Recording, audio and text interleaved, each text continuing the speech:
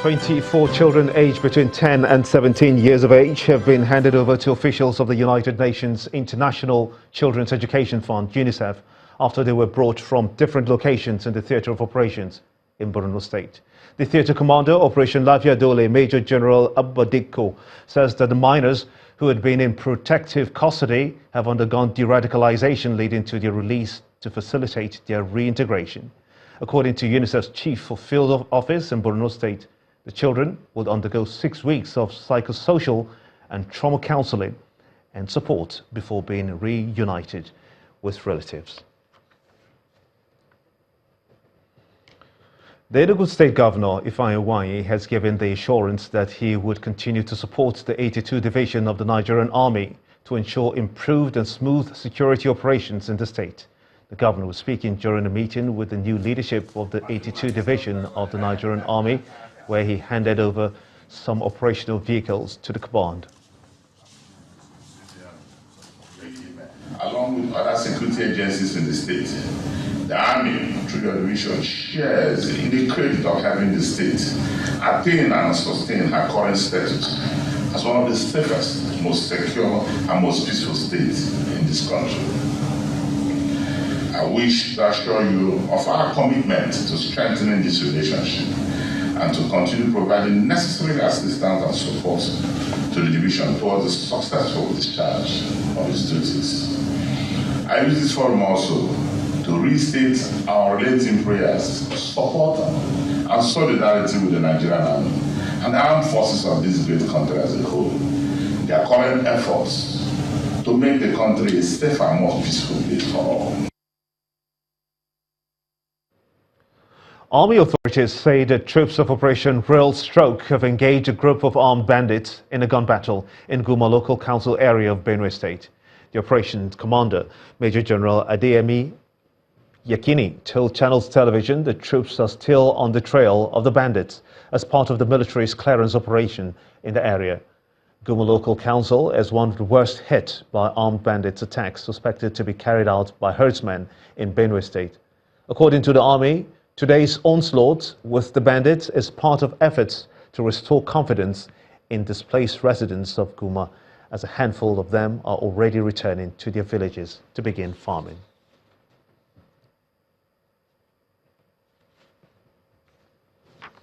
Away from security matters now, the ability to read and write in English language is internationally considered among English-speaking communities as very important. There is, however, a huge population of teenagers and adults in Nigeria that are unable to read and write. A recent literacy survey by the Bureau of Statistics reveals that more than 40 million people aged 15 and above are unable to read and write. The statistics remains extremely high despite government intervention to reduce illiteracy in the country. The special report examines how some adults in the Federal Capital Territory are taking advantage of the mass literacy education scheme of the FCT administration to become literate and how these efforts are impacting their lives. An informal classroom setting, one of the mass literacy training centers of the Federal Capital Territory in Karu, Abuja. Various classrooms are adults, including nurses and mothers, who are striving very hard to become literate.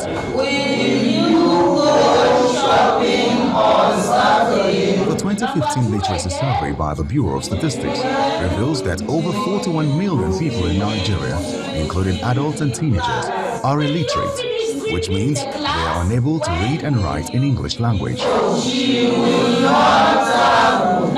That report indicates a steady increase of the number of illiterate people from 24 million in 1991 to 41.3 million in 2015.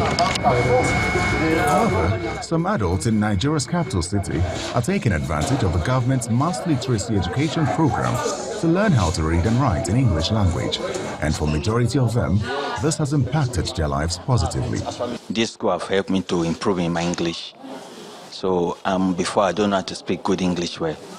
So now that I'm here now, I saw myself improving. So I can even stand bold outside that I speak good English. Before I didn't know to ABCD, but now I can write my name, I write many things, even my shop. I'm record my goods. And then if I want to do, even today, I do WhatsApp. Government efforts to reduce the huge burden of illiteracy appears to be yielding some results in the FCT.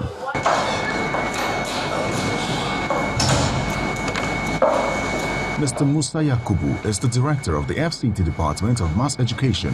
He highlights the various interventions and their impacts in the last 5 years.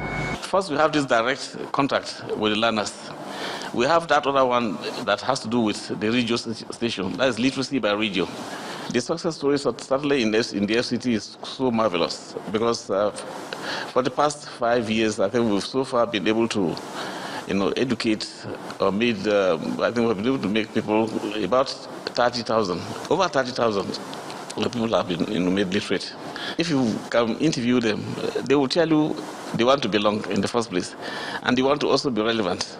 Arguably, it's never too late to learn, but to do that successfully as an adult will no doubt require some sacrifices and good personal organization. I wake up 5 o'clock. I finish my everything before I keep my time 2 hours. From that 2 hours, I finish my everything. From there, I manage my business. From manage my business, I'll always come to school 9 o'clock. Every single effort put in by the government and individuals to reduce the illiteracy rate in Nigeria substantiates the popular saying that if education is expensive, then try illiteracy. The Kaduna Airport had an upgrade of its facilities to the tune of 2 billion naira in March 2017 in the wake of repair works on the runway of the Nnamdi Azikiwe International Airport in Abuja.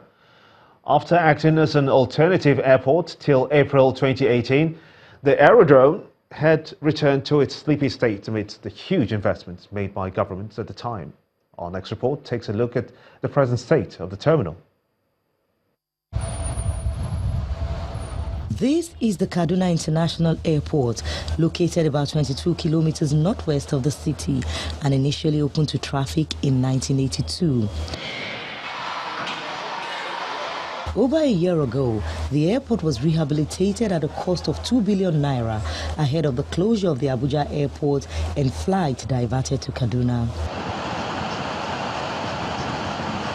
While facilities like the instrument landing systems, which enables aircraft to take off and land at night, and a modern terminal building stand, flights into this terminal remain at an all-time low, though domestic operator Air Peace just added itself to the list of airlines flying into Kaduna.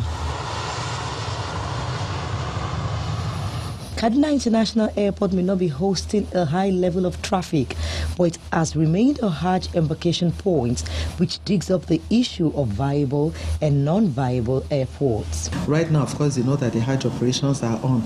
So instead of someone from Gombe coming all the way to probably Jos to be able to fly to Mecca, he's been airlifted from his or her own airport within their own locality. Here in Kaduna, the new protocol lounge and control tower building are not complete, despite earlier assurances from the Ministry of Aviation. The terminal building, to my surprise, it's on the final stages of being completed. And I'm very convinced that within the next few weeks, before the due date, the terminal building will be ready. Just recently, the airport joined the certification race with a visit from the Airport Excellence in Safety Program team. By the time we finish with the ACI team, Kaduna Airport will be the better for it. They're here to take us through the process of certification, which is expected to happen around September or October this year. This program aims initially to assist its members to improve their system and safety. With the airport looking ahead to be certified, but already experiencing low activities, many wonder that with the investment deployed into its upgrade, the federal government should be all out to encourage more airlines to ply the terminal. You're watching the news at 10 on Channels Television, reaching you live from Lagos. Let's quickly shift our gears now, shall we, to business news with Kayode Okikiolu.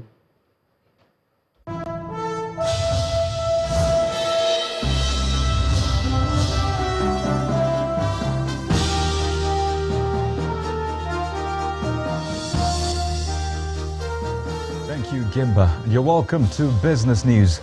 Now, China plans to expand its investments in critical areas of Nigeria's economy to boost the growing bilateral relations between both countries. The ambassador of the People's Republic of China to Nigeria, Zhu Pingqian, disclosed this while making his remarks at the Forum of China-Nigeria Production Capacity and Investment Cooperation in Abuja.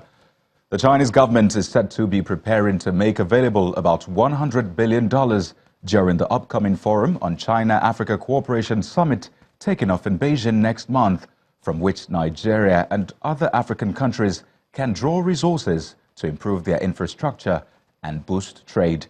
In his response, the Minister of the Federal Capital Territory, Mohammed Bello, who was represented by Umar Jibrin, says Nigeria will continue to allow more Chinese investment, adding that China has supported infrastructural development in the country.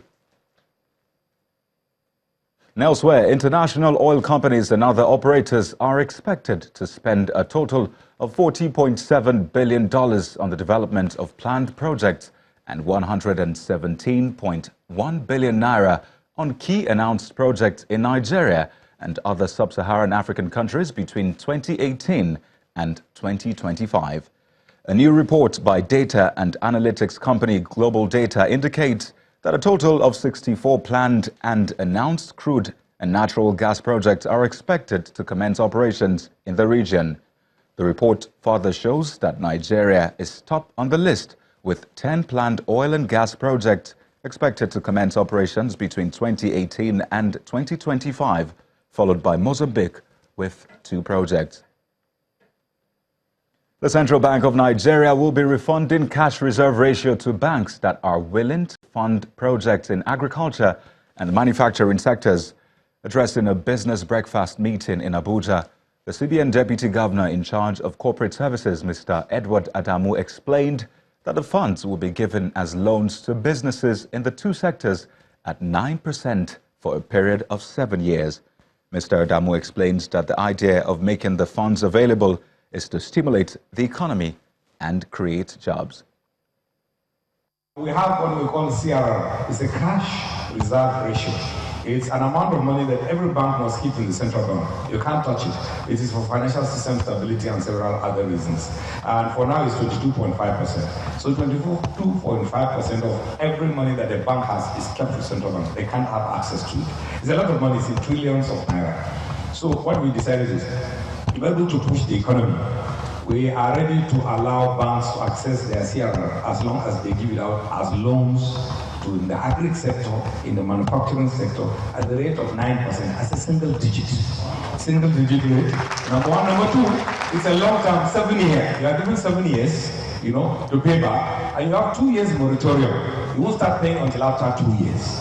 Anybody who can come up with any program in the manufacturing, agri sector, and in small, medium-scale enterprises, you can get that amount, and every bank that does that, they can take it from this CRI directly and use it. Let's now take some news from the Nigerian Stock Exchange, as despite the 1.87% loan gain recorded on Friday after a 10-day string of losses, the NSE All-Share Index and equities capitalization fell by 0.51% to close the week at 35,266.29 and 12.875 trillion naira each. Out of the 5 major counters of the NSE, only the industrial goods sector closed in positive direction, up 1.9% on the sharp rise in the share price of Dangote Cement on Friday.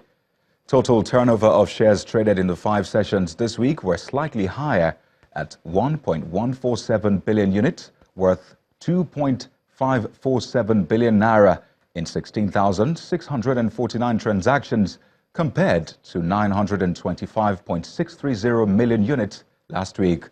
16 equities recorded price increases, 56 equities ended with sell-offs, while 97 equities remained unchanged within the week.